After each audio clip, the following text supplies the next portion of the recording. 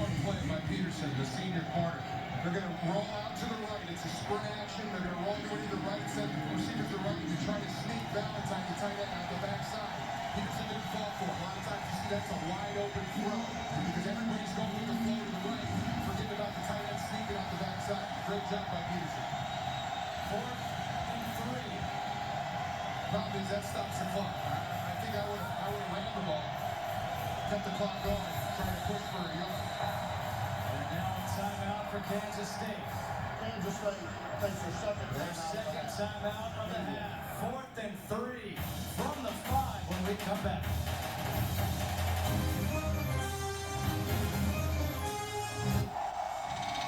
Been on Fox. Telecast sponsored by Geico.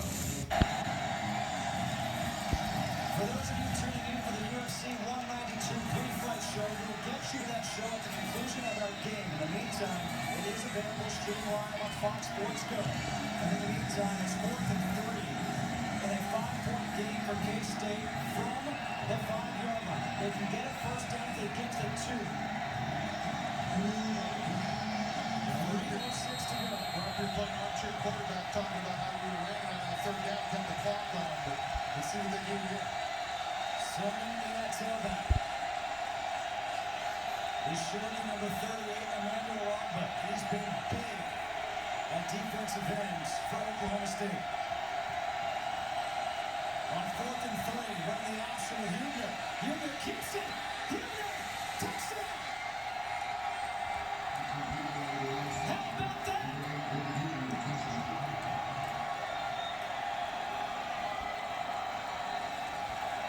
And now they got to go for 2.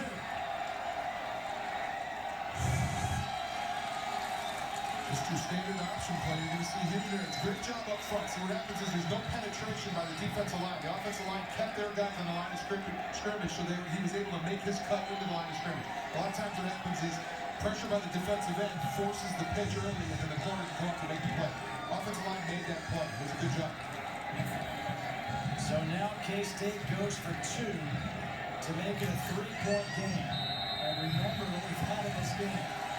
We've had a missed PAT, a missed field goal by Kansas State from 43 yards.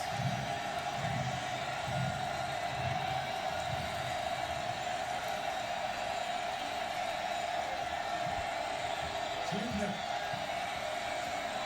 The pass is high, incomplete, no flags. Andre Davis, the intended receiver. All right. So now you're looking at 3-01 and a field goal to win it for Oklahoma State. Right, if you're a Kansas State fan, what you're thinking is Morgan Burns is going to go back down that field, covering Brandon Shepard, Marcel Aitman. And it took him all 3 plays to his side of the field last time to get down for the score. So be interesting to see what defensive coordinator Tom Hayes does here to help him out. And by the way, just to go back and a theme for this entire game, those penalties on 3rd down against Oklahoma State and what they've done. There was that penalty on 3rd down again on that drive, and that allowed Kansas State to extend the drive and score 6 and take the lead. When you said in the first half, 17 points came directly off drives that were extended by penalties, pass interference penalties by Oklahoma State. On 3rd down. On 3rd down, correct. Same thing here, right? You get the penalty that extends it. They get out. They get the long pass and the wheel route. So that's 30 points right now off their 34 is on penalties. So it's not over. But Oklahoma State, other than those penalties, has played well defensively enough to have this thing wrapped up a while ago. Here you are. Ian Patterson kicking off. And this is a costly mistake. Oh my gosh. He kicks it out of bounds.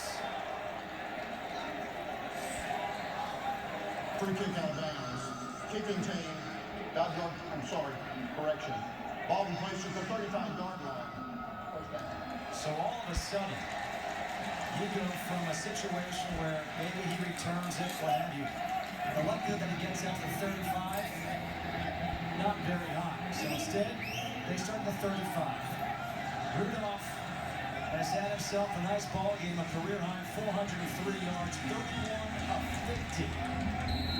Well, we talked about Morgan Burns. We saw flipped it off after one of those off that kick return. So now you see Cree Moore, number 23.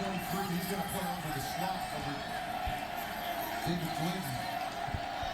And Nate Jackson, who's been playing this game on the inside over the slot, is going to move up to the quarterback spot.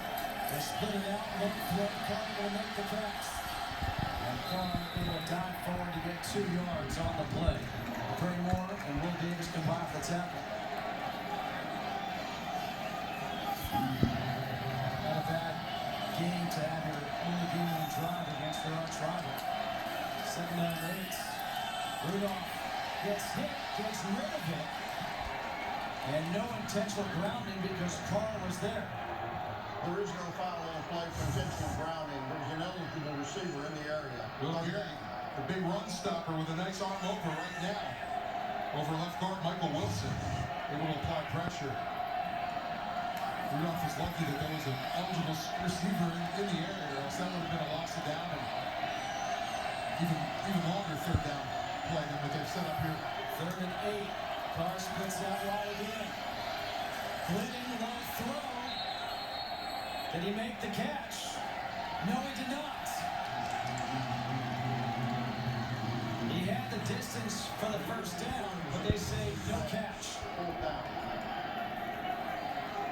You see it bounce.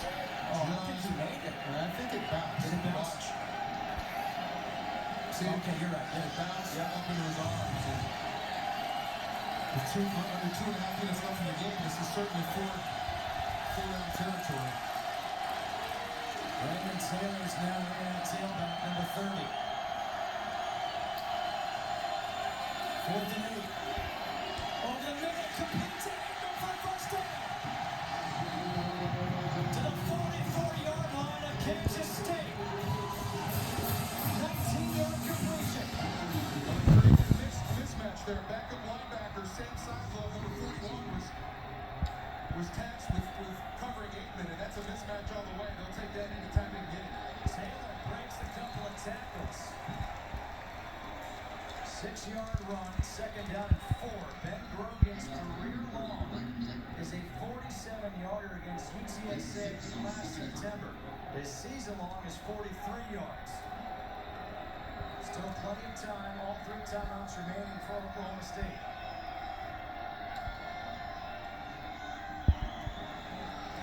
Aikman again. Another 19-yard. A 13-yard completion at Aikman.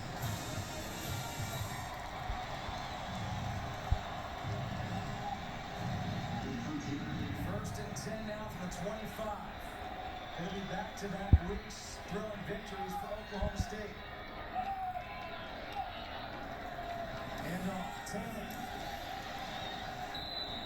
Elijah Lee with a tackle. A few yards there for Raymond Taylor. I know Brandon Shepard's the one that gave them the go-ahead touchdown the last time they had the ball, but you know, it's Marcel Aikman. He's been the MVP of the 2nd half. Anytime they've needed a conversion or a big play along the sideline, he's the one to pull it in.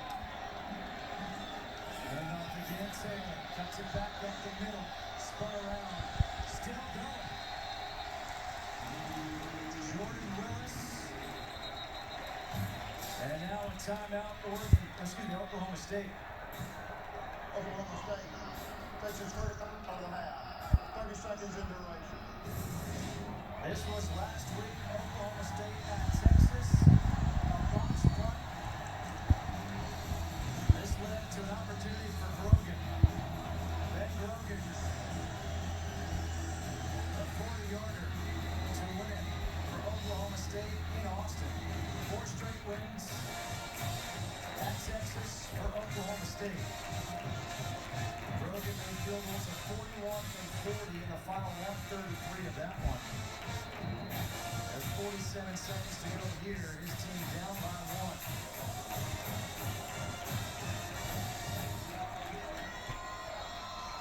J.W. Walsh is coming in here on 3rd down and 2.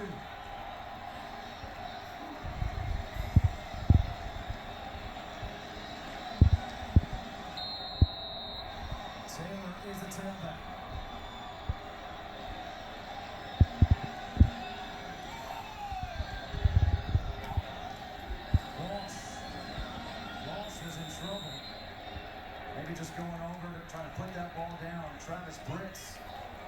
Getting it in midfield, in the center.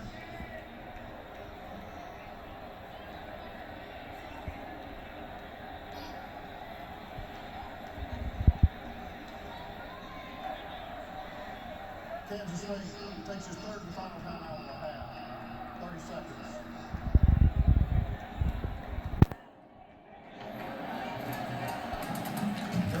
Seconds to go. Oklahoma State 4-0 on the year. Kansas State 3-0 on the year.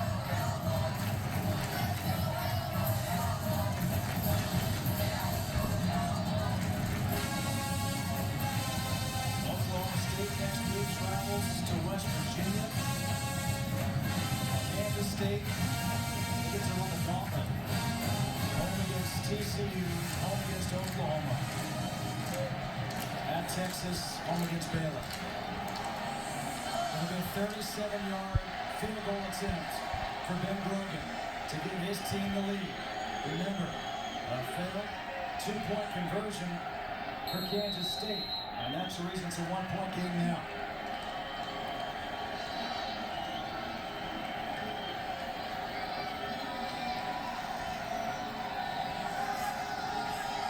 Grogan from 37.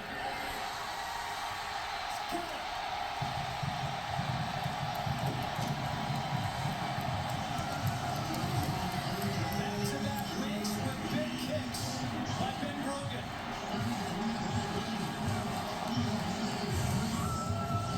He's gone from the dugout to the penthouse in Mike Gundy's book.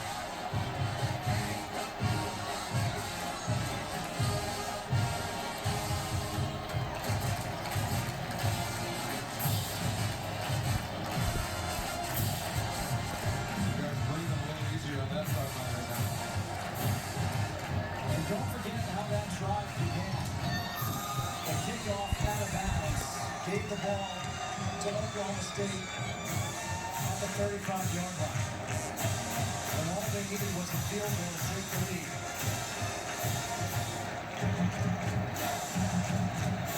Yeah, again, both sides have had some penalties and crucial time for an extended drive for the other team. In this case, with the kick going out of bounds, they got the ball at the 35. And then again, there was the big play on that drive was the fourth down conversion to 8 across the middle. Broken the kickoff, down and Warmack now in because Morgan Burns got hurt in the last one. Warmack will return. He goes out at the 21-yard line, 27 seconds to go.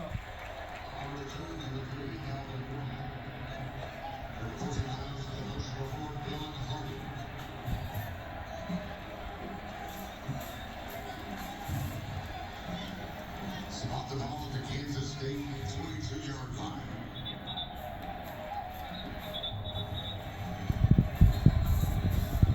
We don't get there as they are.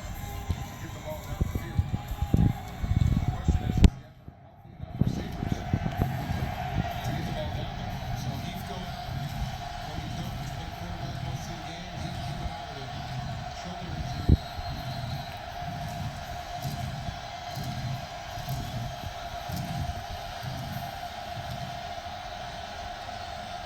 From the 22. No timeouts. Gibson. Flag is thrown to be holding against K-State as he just throws it up. Incomplete.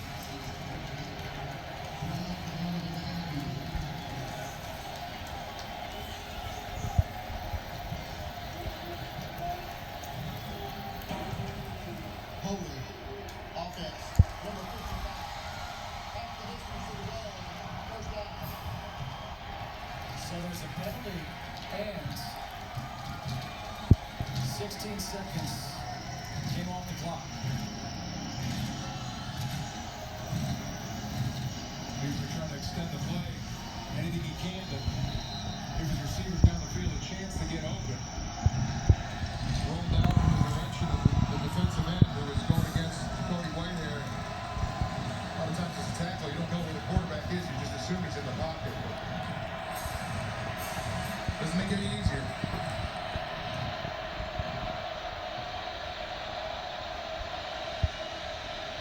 Junior gets hit, throws it up, and it's intercepted. Picked off by Michael Hunter. That streak of 49 straight games, when leading at the half, is going to be snapped for K-State.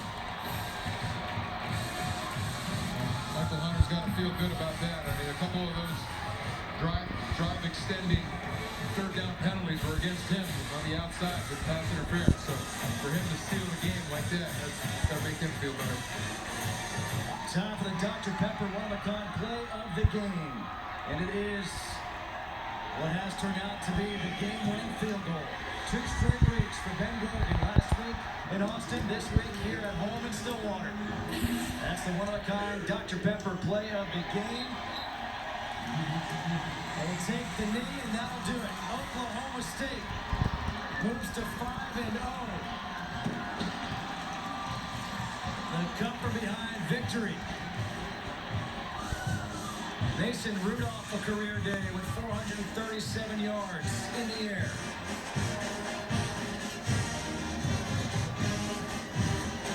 Again, Kansas State had won 49 straight games when leading at the half. They were 27-1 when scoring first.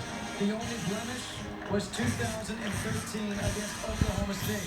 They're now 27-2, both those losses against OK State. Let's go down to Bruce Feldman on the field. Coach, what kind of confidence do you think? Any hesitation on anything after working on him? No, he's been really good, and so we can put him in that situation and let him kick it through there and win the game. Your offense had a lot of clutch plays. Mason played really well. At what point did you feel like, okay, he's got into a rhythm and we have a handle on what they're doing defensively? We felt pretty good about the way he was playing throughout the game. Our receivers went and got the ball. Defensively, we really made great adjustments in the coaching staff in the second half. We were able to slow them down. They played a good game. They're a hard team to play the way they run the football. How much of it was it a curveball for you when you have the backup come in who's a receiver and all of a sudden he's moving the ball the way he was? Well, in their system, in most cases, you know, they run the ball so much with their quarterback, and I guess the downfall is you take some hits. So our guys did a good job of hitting and striking him. But I'm really proud of our team, the way they came back and finished off the game. Mike, what does this do for your team's confidence when you guys can be down your top 2 tailbacks and still put up tough defense? Well, we still and there were times when we needed to, but we were. You play as a team, you get a chance to win. So I'm really proud of our team. Thanks, Coach. Thank you. Win for Oklahoma State. The 36-34. Oklahoma State remains unbeaten. Right now, let's get you to the UFC 192 pre-fight show.